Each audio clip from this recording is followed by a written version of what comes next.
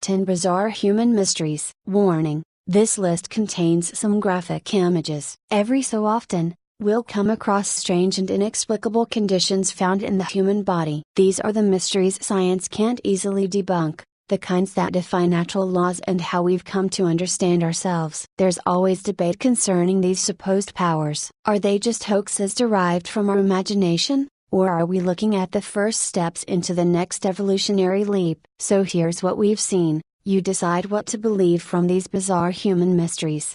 10. Entrancing healers. Shamanistic practices were once much more prevalent in the world, and considered a profound foundation of the tribes that believed in them. These spiritually based rituals are still found today and are revered as legitimate procedures. In the Philippines, an entrancing healer, allegedly, has the ability to materialize and dematerialize matter. The shaman will enter a mild trance, where they gain the supranational ability to perform surgeries with little to no contact with the patient. They would then be able to remove foreign objects within the body such as glass and metal and provide alleviation from similar pains. Many of these shamans have been discovered as fraudulent, proving the use of sleight of hand tricks and passing them off as legitimate procedures. But that isn't the case for all of them. Some entrancing healers can pull out molars with their bare hands, while others can remove and replace eyeballs. There is still not enough evidence to dismiss what these shamans have been apparently able to achieve for decades. 9. Psychic surgeons. Much like entrancing healers, psychic surgeons can perform procedures that would normally require tools and what we consider conventional medical supplies, like anesthesia. But, unlike the healers, psychic surgeons go deep into the patient's body, and literally pull out tumors and organs from their patients. These types of surgeons are mostly found in Brazil and the Philippines, where people strongly believe in spirits, which aid every procedure/treatment. Patients are told to recognize that negative feelings and thoughts toward disease and illnesses only serve to aggravate the condition, and that they can't be healed if they don't believe in the possibility of overcoming it. In other words, they must form a bond between the mind, body and spirit, to achieve the balance required for recovery. The body can't be healed if the mind and spirit aren't aligned. This is also the reason why psychic surgeons argue that outsiders who come to them seeking help are more difficult to work on because they lack that faith. 8.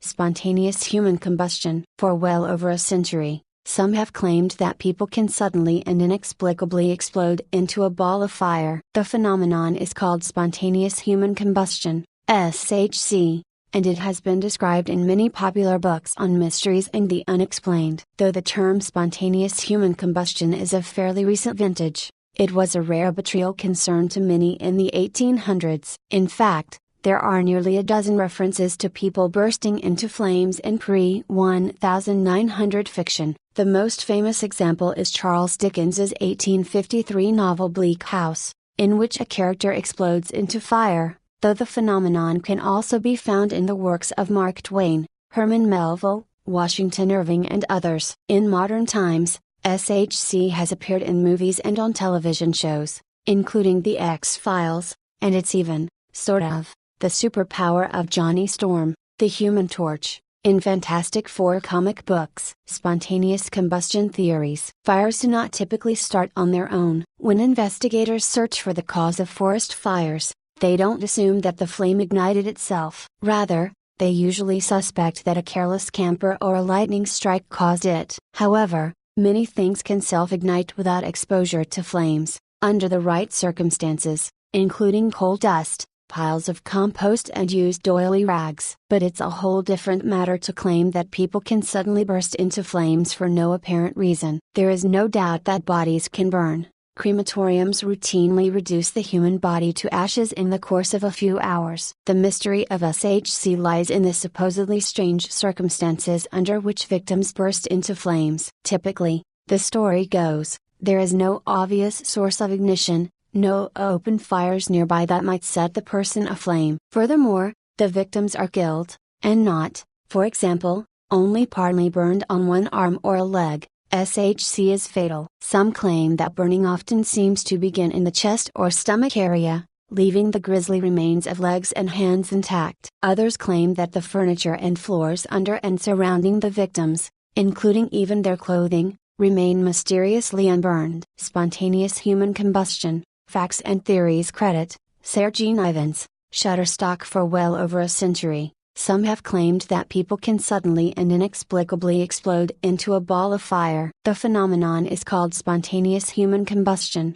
SHC, and it has been described in many popular books on mysteries and the unexplained. Though the term spontaneous human combustion is of fairly recent vintage, it was a rare but real concern to many in the 1800s. In fact, there are nearly a dozen references to people bursting into flames in pre-1900 fiction. The most famous example is Charles Dickens's 1853 novel Bleak House, in which a character explodes into fire, though the phenomenon can also be found in the works of Mark Twain, Herman Melville, Washington Irving and others. In modern times, SHC has appeared in movies and on television shows, including The X-Files, and it's even, sort of, the superpower of Johnny Storm, the Human Torch, in Fantastic Four comic books. Spontaneous combustion theories. Fires do not typically start on their own. When investigators search for the cause of forest fires, they don't assume that the flame ignited itself. Rather, they usually suspect that a careless camper or a lightning strike caused it. However, many things can self-ignite without exposure to flames, under the right circumstances, including coal dust, piles of compost and used oily rags. But it's a whole different matter to claim that people can suddenly burst into flames for no apparent reason. There is no doubt that bodies can burn. Crematoriums routinely reduce the human body to ashes in the course of a few hours. The mystery of SHC lies in the supposedly strange circumstances under which victims burst into flames. Typically, the story goes, there is no obvious source of ignition, no open fires nearby that might set the person aflame. Furthermore, the victims are killed, and not, for example, only partly burned on one arm or a leg. SHC is fatal. Some claim that burning often seems to begin in the chest or stomach area, leaving the grisly remains of legs and hands intact. Others claim that the furniture and floors under and surrounding the victims, including even their clothing, remain mysteriously unburned. A closer look. Some of these popular claims are simply wrong. For example, there are many photographs of supposed SHC victims that clearly show extensive burning and damage to the clothing and surroundings of the burned person. It's also important to understand a bit of fire forensics.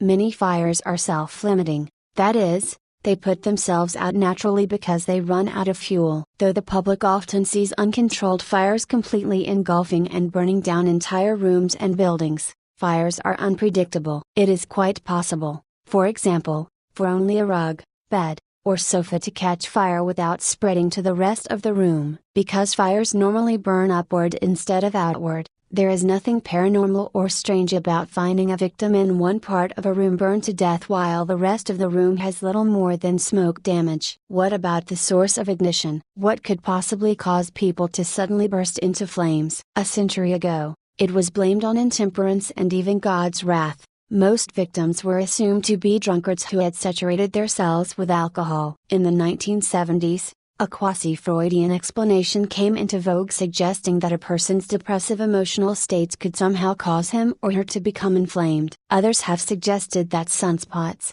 cosmic storms, gas-producing intestinal bacteria, or even a buildup of the body's supposed vibrational energy may be to blame. Yet all these explanations are pseudoscientific, and there is no evidence for any of them. Our bodies are about 60% to 70% non-flammable water. And the simple fact is that there is no physical or medical mechanism by which a person could possibly self-combust. If people truly could suddenly burst into flames without being anywhere near an open flame, presumably there would be examples that have occurred while the victim was swimming, in a bathtub, or even scuba diving. Yet those cases do not exist. Real-life cases. Only about a dozen claimed real-life cases of SHC have been investigated in any detail. Researcher Joe Nickell examined many unexplainable cases in his book Real Life X-Files and found that all of them were far less mysterious than often suggested. Most of the victims were elderly, alone and near flames,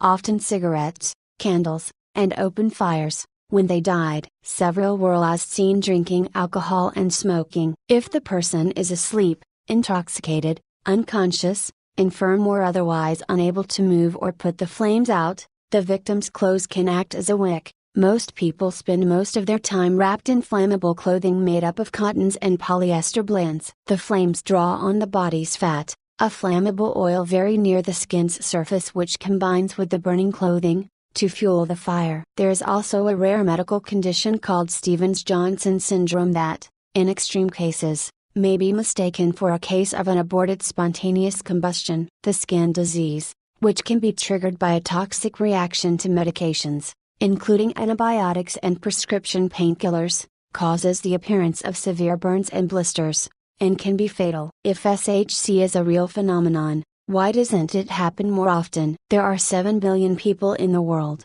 and yet we don't see reports of people bursting into flame while walking down the street. No one has ever been seen, filmed or videotaped, for example, on a surveillance camera, suddenly bursting into flames. It always happens to a single person left alone near a source of ignition. And if some natural, but unknown, mechanism causes the combustion, why would it only occur in humans? Why wouldn't cows, dogs, elephants, birds or other animals suddenly, randomly and inexplicably explode in a ball of flames now and then, even if the phenomenon is incredibly rare? With billions of animals on the planet, statistically we should expect to see thousands of them exploding every day all around us. Though there is no scientific evidence that SHC exists, now and then a case makes the news when officials cannot find another explanation. In 2011, a coroner concluded that Michael Flaherty, an elderly Irishman living alone who burned to death in his home in December 2010, may have spontaneously combusted. Though Flaherty's body was found a few feet away from an open, burning fireplace, the coroner decided that it had not set him afire. The coroner decided. 7. Fire immunity and firestarter. On the subject of fire, we come to the Latin frost effect. The effect actually creates an insulating, protective barrier of vapor that forms over a liquid exposed to extreme heat. This same effect protects you when you pinch out candles with wet fingers. It's a phenomenon we're all capable of doing given the right circumstances, like in firewalking, but it's only a fraction of what people with fire immunity experience. Nathan Coker was a blacksmith in Maryland who could stand on white-hot metal, swill molten lead shot in his mouth until it solidified, and hold red-hot coals. His skin was so dexterous, he never even showed signs of burn marks. Is it a practice of mind over matter, or did his skin, over years of handling fire, get tough enough to keep him from feeling the burn? On the opposite spectrum, pyrokinetics can attract or project fire. A.W. Underwood was able to cause a handkerchief to burst into flames by blowing on it. Starting a fire with the mind, or a wave of the hand, is rejected much quicker than those that have fire immunity, but it remains the favorite in fiction. 6. Dowsing. Dowsing has existed as early as the 15th century. Using a divining rod, a dowser may find water, metals and other substances in the ground without the use of scientific tools. The thought is that divining rods amplify invisible movements of the hand coming from the dowser, who has some ability to sense magnetic fields or may possess a form of ESP. One way to explain the phenomenon is by exploring the environment. If a dowser can detect hints about their surroundings, then they make subconscious movements with their hands, forcing the rods to shake and dip, indicating they've found something of value. Most dowsers can't offer a plain explanation how the process works, but the practice has been used to locate substances successfully throughout the centuries. 5. Bioelectricity. You have probably seen YouTube videos of people showing signs of bioelectricity. As early as the 19th century, there have been cases of people being electrically charged or magnetized, resulting in an odd electromagnetic effect on the objects around them. Some people even show allergic reactions to technology, finding it difficult to live around devices that emit too much magnetic and electrical charge. There have been cases of people being so charged that they are able to light a bulb simply by holding it. Others cause fuses to blow out, without any means of controlling the effect. It's even been recorded that people with this strong force can give a static electricity shock continuously, and be powerful enough to actually hurt someone. 4. Bioluminescence. Surprisingly, most cases on bioluminescence in humans comes from ill patients. Anamana Earl had asthma, and for several weeks, a blue glow would emit from her chest while she slept. In his book Death, Its causes and phenomena. Harry Ward Carrington reported the body of a boy radiating a blue glow after his death of acute indigestion. This glowworm effect still doesn't have many cases, but recently Japanese researchers discovered that the human body glimmers. The light we emit is about 1,000 times lower than the naked eye can see. This light fluctuates during the day, in cycles, leaving us brightest in the afternoon. The skin around your mouth lightens most around this time of day too, and dimmest in the evening. 3. Levitation. D.D. Holmes was a famous medium who had many witnesses claim he could indeed levitate. Holmes' most incredible feat happened in 1868, when he floated out one window and into another during a séance. His abilities were never proven to be fraudulent, even by Harry Houdini, who attempted to duplicate many of Holmes' tricks. Today, levitation is common during magical performances, but they all came from reports of people actually floating. It was considered a normal occurrence in séance, not just by the people in attendance, but of the objects around them. And if you ever want to experience levitation for yourself, try the light as a feather, stiff as a board game. It's been scaring kids for years now. 2. ESP. ESP is an extrasensory perception, able to gain information through use of a sense unknown by science. Before getting into ESP, first you should realize you do in fact have more than 5 senses. You can sense temperature variations, proprioception, position of your muscles, and the force of gravity. You do this by knowing at what angle your head is and while your eyes are shut. ESP covers the senses that are left out. There's plenty of anecdotal evidence of ESP, but what about legitimate science? In the 30s, the Ganzfeld experiments took place. People claiming to have ESP were told to lie down, and then forced to listen to white noise to clear their minds. Someone observing from another room would then attempt to mentally send him, her an image. Afterward, that person would pick which image it is they saw in their mind from 4. Critics predicted a 25% accuracy but were surprised to learn it was 35%. That isn't statistically a lot more, but this experiment was used to show that perhaps there was something to ESP after all. 1.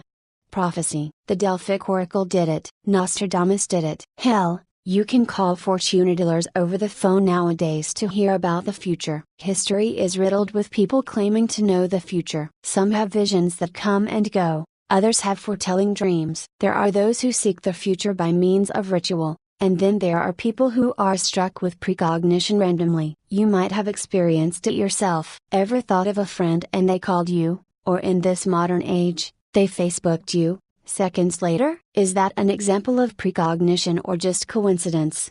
Nostradamus had a number of prophecies that, when interpreted in a certain manner, predicted the Great Fire of London and the rise of Adolf Hitler, among others. However, Nostradamus was purposefully vague and cryptic in each of his predictions, leaving them open for interpretation. To say that he unmistakably foresaw those events in history would be a bit of a stretch. Still, among all the items on this list, the ability to see the future is the most abundant bizarre trait people believe they possess.